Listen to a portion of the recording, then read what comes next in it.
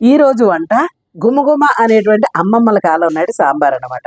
గుప్పుడు పెసరపప్పు, గుప్పుడు శనగపప్పు, గుప్పుడు కందిపప్పు వేసేసి కడిగేసి కాసిన నీళ్లు పోసేసి ఒక గంట నానబెట్టేయండి.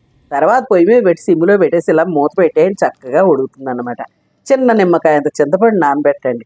ఆ తరువాత ఈ చింతపండు రసం మిక్సీలో వేసేసి జార్లోను ఈ పప్పు కూడా వేసి 2 తిప్పులు తిప్పేయండి. తర్వాత పొయ్యి అంటించి కుక్కర్ పెట్టి 4 వెల్లుల్లిపాయ రేకలు, కొంచెం మెంతులు, ఆవాలు, జీలకర్ర, కరివేపాకు, ఎండుమిరపకాయ వేసేయండి. 2 క్యారెట్ ముక్కలు, 2 బెండకాయ ముక్కలు, ముళ్ళంగి ఎక్కువ వేయండి. చిన్న టమోటా వేసి 2 పచ్చిమిరకాయలు వేయండి.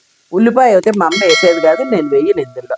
కొంచెం పసుపు, కొంచెం కారం వేసి 2 స్పూన్లు దండిగా ధనియాల పొడి జోడించండి. తర్వాత చిన్న బెల్లం ముక్కేసి ఈ రుబ్బినటువంటి పప్పు అందులో పోసేయండి. పోసేసి మరిన్ని నీళ్లు కడిగి వేసేయండి. తర్వాత కొంచెం కొత్తిమీర నరికి పోసేసి 2 విజిల్లు వేయించేయండి. గుమగుమ అంటూ పక్కింటికి స్మెల్ వెళ్తుంది. నమ్మాలి, ట్రై చేయండి. నచ్చితే లైక్ చేయండి.